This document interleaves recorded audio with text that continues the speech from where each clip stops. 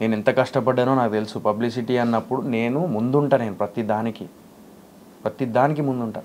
ఈరోజు హరిత గారు అండ్ అభి గారు, ఆ director, Lucky Lakshman director and producer, ఈ రోజుకి కూడా నా ప్రీ రిలీజ్ ఈవెంట్కి వచ్చి నా గురించి అంతలా మాట్లాడుతున్నారంటే కేవలం కారణం నా కష్టం వాళ్ళకి తెలుసు.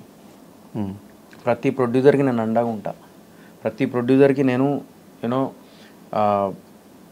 వెనకాల లైక్ ఉన్నా చలో వెళ్దాం అని చెప్పేసి ఇది చేస్తూ ఉంటా. అలాంటి నాకు ప్రొడ్యూసర్స్ అని గొడవ అయినప్పుడల్లా ఎందుకు అవుతుంది అంటే కంటెంట్ క్వాలిటీ కోసం అయితే తప్ప నాకేం పర్సనల్ గ్రడ్జ్ కాదు అది. కానీ పబ్లిసిటీ మీద అంత కేర్ తీసుకున్న సోహెల్ కాంటెంట్ మీద ఎందుకు కేర్ తీసుకోలేకపోతున్నాడు? ప్రీవియస్ సినిమాలు తీసుకున్న మిస్టర్ ప్రెగ్నెంట్ కంటెంట్ ఉన్న మిస్టర్ ప్రెగ్నెంట్ కంటెంట్ ఉంది, మరి ఏమైంది చెప్పు. ఆ ఒక్క సినిమానే కదా. సరే దానికంటే బిఫోర్ వదిలే ధనుష్. సరే మిస్టర్ ప్రెగ్నెంట్ మంచి సినిమానేగా, నువ్వు కూడా చూసి బాగుందబ్బా అని అన్నావు. లాస్ట్ సెకండ్ హాఫ్ బాగుంది, నాకు సెకండ్ హాఫ్ కనెక్ట్ అయినా, నేను ఫస్ట్ హాఫ్ కొంచెం ఓకే నాకు అంత అనిపించలేదు అని అన్నావు. తర్వాత సెకండ్ హాఫ్ బాగుంది నాకు నచ్చింది అని అన్నావు. సరే ఏమైంది? అట్లీస్ట్ నాకు లైక్ కనీసం ఒక 7-8 కోట్ల 5-6 కోట్ల యాక్టర్గా మంచి అప్రిసియేషన్ వచ్చింది రాలేదా? అప్రిసియేషన్ వచ్చిందబ్బా. అట్లాస్ట్ ప్రొడ్యూసర్ సేవ్ అవ్వాలి కదా. ప్రొడ్యూసర్ కూడా సేఫ్ అవ్వలేదు ఆ సినిమాకి. తర్వాత అదే చెప్తున్నా, అదే ప్రొడ్యూసర్ సేఫ్ అయిండు. కానీ నేను అనేది అదే సినిమా వేరే ఇంకొంచెం లైక్ పెద్ద ప్రొడ్యూసర్ దగ్గర ఉండేది ఉంటే ఆ సినిమాని నెక్స్ట్ లెవెల్ తీసుకెళ్ళేటోళ్ళు. ఇంకా ఎందుకంటే there are so many things. మనం అనుకున్నంత ఈజీ కాదు ఈ ఫీల్డ్లో. సినిమా ముందుకు తీసుకెళ్ళి దాన్ని హిట్ చేయాలి, దాన్ని ముందుకు తీసుకెళ్ళాలంటే చిన్న విషయం కాదు. మరి ఇవన్నీ ప్రీవియస్గా సినిమాల్లో ఎక్స్పీరియన్స్ ఉండి చూసి ప్రొడ్యూసర్ పని బాధలు చూసి ఇవన్నీ చూసిన తర్వాత కూడా బూట్ కట్ బాలరాజు సినిమా సొంత డబ్బులు పెట్టేసేయాలి, ఉన్న డబ్బులన్నీ ఇంట్లో రిటైర్మెంట్ పైసలు కూడా తీసుకొచ్చి పెట్టేయాలి అని ఏడికి సంపాదించిన నేను పైసలు ఈ ఫీల్డ్లోనే కదా. బట్ రిటైర్మెంట్ మనీ నీవి కాదు కదా బ్రో. ఏది? మీ ఫాదర్కి రిటైర్మెంట్ మనీ ఏదో పెట్టాయని చెప్పావు కదా, అవి నీవి కాదు కదా. మరి మా డాడీని వెళ్ళి అడిగినా, పర్మిషన్ అడిగినా. మా డాడీ ఒకటే అన్నాడు, ఏం కాదురా నీకు, ఒకవేళ నువ్వు లేదు ఈ సినిమాతో నిలబడతావని నీకు కాన్ఫిడెంట్ ఉంటే డెఫినెట్లీ పెట్టేసి ఏం కాదు. ఒకవేళ పోయినా కూడా మళ్ళీ 0 నుంచి మొదలు పెడదాం. నువ్వు ఒకప్పుడు మా నాన్న ఒక మాట అన్నాడు అనమాట, సింగరేన్ జాబ్ చేసుకో, సినిమా ఇండస్ట్రీ వదిలేసి వచ్చాయంటే సరే అని చెప్పేసి పోయి సింగరేన్ జాబ్ చేద్దాం అనుకున్నా. కానీ కట్ చేస్తే నాకు సింగరేన్ జాబ్ చేయాలనిపించలేదు. మళ్ళీ హైదరాబాద్ వచ్చేసిన. లేదు ఏదో ఒక టైం వస్తుంది అని చెప్పేసి అన్న. బిగ్ బాస్కి వెళ్ళినా టైం తెచ్చుకున్నా. తర్వాత ఇప్పుడు సినిమాలు చేసుకుంటూ వస్తున్నా. అప్పటి నుంచి మా నాన్నకు నా మీద నమ్మకం. ఒక తండ్రికి ఒక కొడుకు మీద నమ్మకం తెప్పించాలి అనేది it's a big task as a సన్గా. అది నేను ప్రూవ్ చేసుకున్నా. నేను ప్రతి కొడుకు వాళ్ళ తండ్రిని ఎప్పుడు ఒక భరోసా అనేది ఒకటి ఇచ్చే ప్రూఫ్లో ఉంటే, అంటే ఆ ఇచ్చే అదేంటి ప్రయత్నంలో ఉంటే definitely he will achieve that is what I believe and I did. మా ఇంట్లో వాళ్ళు లైక్ చుట్టాలు వాళ్ళు రిలీజియన్ ఫీలింగ్, క్యాస్ట్ ఫీలింగ్ ఇవన్నీ ఉంటాయిరా ఇండస్ట్రీలో అన్నారు. లేదు, ఉండవు. నేను ఒకటే చెప్తా, నాకు ఈరోజు ప్రీ రిలీజ్ ఈవెంట్లో ఇంతమంది వచ్చారు, నా ట్రైలర్ లాంచ్కి బిగ్ బాస్ సీజన్ 1 నుంచి సీజన్ 7 వరకు ఇంతమంది వచ్చారు, ఇంత ప్రేమ, ఇంత అభిమానం, ఇంతమంది, ఎంతోమంది నా దగ్గర అంటే నా కష్టం చూసి వచ్చిన వాళ్ళే. Are they seeing the religion? Are they seeing the caste? No, they are seeing only hard work, dedication. అదే లైఫ్లో నాది చూస్తున్నారు వాళ్ళు. అందుకే నేను ఈ స్థాయిలో ఉన్నా అని చెప్పేసి అనుకుంటా. అదే నేను అనుకుంటా. నాదే కాదు, ప్రతి ఇండస్ట్రీలో చిన్న టీవీ నుంచి లైక్ ఒక స్టార్ అయిన వాళ్ళు ఉన్నారు. మన తెలుగు ఇండస్ట్రీలో ఇంక అవ్వలేదు. I want to prove that. దానికోసమే ఇదంతా ప్రయత్నం, దానికోసమే ఇంత ఇది.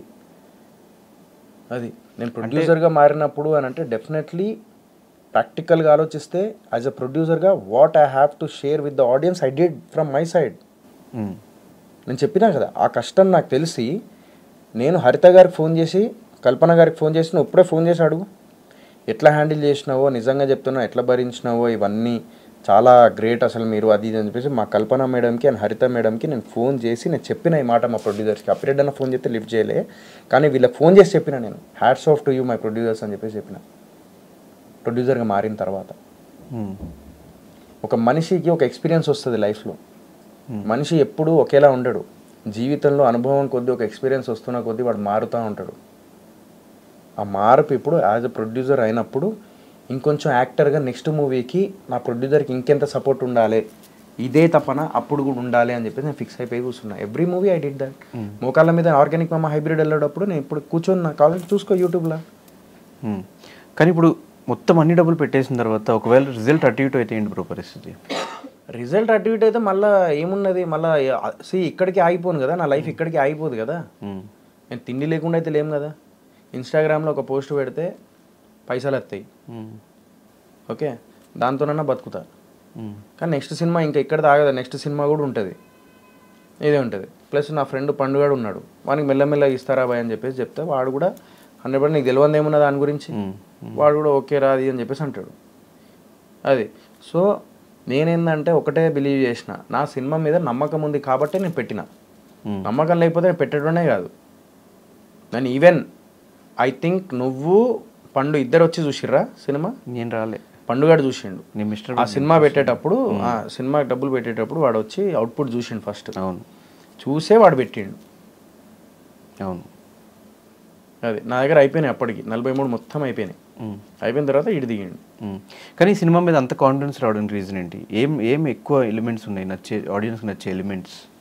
నచ్చే elements first of all like songs అయితే నెక్స్ట్ లెవెల్, అది ఆల్రెడీ ప్రూవ్డ్. అది ప్రతి సాంగ్ అయితే థియేటర్లో ఫుల్ ఇది ఉంటుంది, హై ఉంటుంది.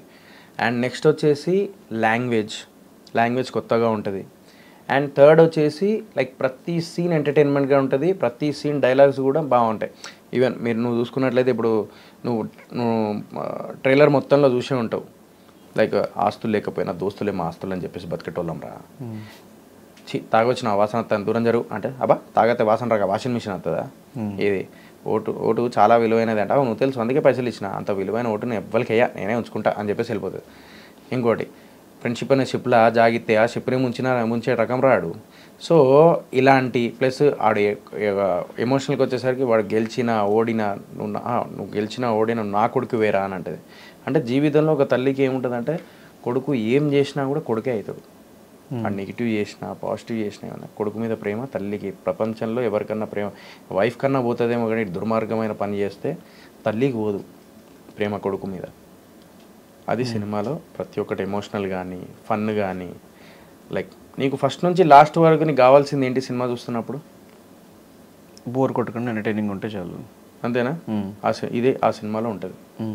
కానీ ఇలాంటి సినిమాలు చాలా చూస్తాం కదా బ్రో, అంటే ఇలాంటి సినిమా సరే ఇలాంటి సినిమాలు రెగ్యులర్ కాన్సెప్ట్ కాదు, రెగ్యులర్ కాన్సెప్ట్ ఒకటి చెప్తా విను. సరే సలార్ హిట్టా? సలార్ హిట్టే కదా. KGF hit. మరి కేజీఎఫ్ సలార్ రెండు కొంచెం మ్యాచ్గానే ఉంటుందా? ప్రాక్టికల్ ఒప్పుకో, అవునా? రెండిటే ట్రీట్మెంట్ వేరు. సామాజ వర్గం అన్న హిట్టే కదా.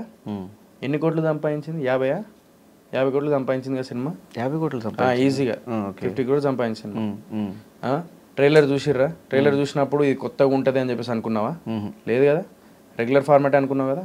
ఫ్రాంక్లీ మాట్లాడు, అనుకున్నావు ట్రైలర్ చూసి. కానీ సినిమా ఏమైంది? రిజల్ట్ హిట్ అయింది కదా. నువ్వే నాకు ఫోన్ చేసి చెప్పినావా సినిమా బాగుంది బ్రో అని అన్నావా? మరి సో డెఫినెట్లీ ఈ సినిమా కూడా బూట్కట్ బాలరాజు అదే రిజల్ట్ ఇస్తుంది. అందుకే పైసలు పెట్టిన, అందుకే అంత ధైర్యంగా ఉన్నా. అదే కానీ ఈ సినిమా కూడా సలార్లని డేట్లన్నీ రిలీజ్ డేట్లన్నీ మార్చుకుంటూ రావడం రీజన్ ఎప్పుడో అయిపోయిన సినిమాని ఇంత డిలే చేసుకుంటూ వచ్చారు. ఎప్పుడో అయిపోలే, పోస్ట్ ప్రొడక్షన్కి టైం అయింది. పోస్ట్ ప్రొడక్షన్ అంత టైం ఎందుకు పట్టింది అని? మాకు డబ్బులు అడ్జస్ట్మెంట్కి. ఓకే, డబ్బులు అడ్జస్ట్మెంట్ అవ్వాలి కదా. మెల్ల అటు 2 లక్షలు, ఇటు 3 లక్షలు, అప్పుడు 5 లక్షలు అట్లా వస్తూ ఉంటే పెట్టిన రోజులు. అండ్ ఇంకోటి ఈ సినిమాలో పనిచేసిన చాలా మందికి సినిమా రిలీజ్ అయిన తర్వాత డబ్బులు షేర్ ఇస్తాం అట్లా ఏదో మాట్లాడుకున్నట్టు విన్న నిజమే? ఎవరితో మాట్లాడలేదే. రిలీజ్ అయిన తర్వాత డబ్బులు ఇస్తాము? లేదు ఎవరితో మాట్లాడలేదు. రిలీజ్ అయిన తర్వాత డబ్బులు ఇస్తాను ఎవరితో అన్నాం? పర్లేదు చెప్పు. ఆర్టిస్టులకు కానీ ఎవరికైనా? ఆర్టిస్టులకు కానీ ఎవరికి చెప్పలే. సినిమా అయిపోయిన తర్వాత పైసలు ఇస్తాం అనేది అసలు కాన్సెప్ట్ లేనే లేదు ఇలా. మాది ఇంకా ఓటీటీ సినిమా. ఓటీటీ ఈ మధ్యకాలంలో ఓటీటీ బిజినెస్ అవ్వడం అనేది చాలా కష్టం. మేము ఒక దగ్గర నుంచి ఫైనాన్స్ తీసుకొచ్చినాం అనమాట. మా పాత ప్రొడ్యూసర్ ఒక ఆయన ఉండే, ఆయన కొంచెం లైక్ బ్యాక్ స్టెప్ వేస్తే నేను దిగడం జరిగింది ఇందులో. ఆయన ఒక ఫైనాన్స్ తీసుకొచ్చి ఇది చేస్తే ఆ ఫైనాన్స్ మా పేరు మీద రాయించుకున్నాం అనమాట. ఆ ఫైనాన్స్ క్లియర్ చేస్తే కానీ సినిమా రిలీజ్ అవ్వదు. ఏం చేయాలి? 7 కిలోలు వస్తే పైసలు బిఫోర్ రిలీజ్. ఓటీటీ నుంచి ఆప్షన్. ఓటీటీది ధైర్యంగా చూపించి మేము సినిమా అమ్మినాం.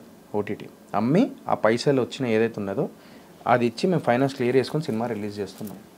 ఓకే, అది జరిగేది. ఇప్పుడు ఓటీటీ నుంచి వచ్చిన పైసలు కూడా అయిపోయినాయి. ఓటీటీ నుంచి వచ్చింది అయిపోయింది, ఆడియో నుంచి వచ్చింది అయిపోయింది, ఆడియో నుంచి వచ్చింది సాంగ్ యూజ్ చేసినాం. మన ఉండలేకపోతుంది సాంగ్ ఉంది కదా, అది ఆడియో పైసలతోనే. సో ఇప్పుడు థియేటర్ నుంచి డబ్బులు వస్తేనే వచ్చినట్టు ప్రాఫిట్. అంతే, ప్రాఫిట్ కూడా కాదు.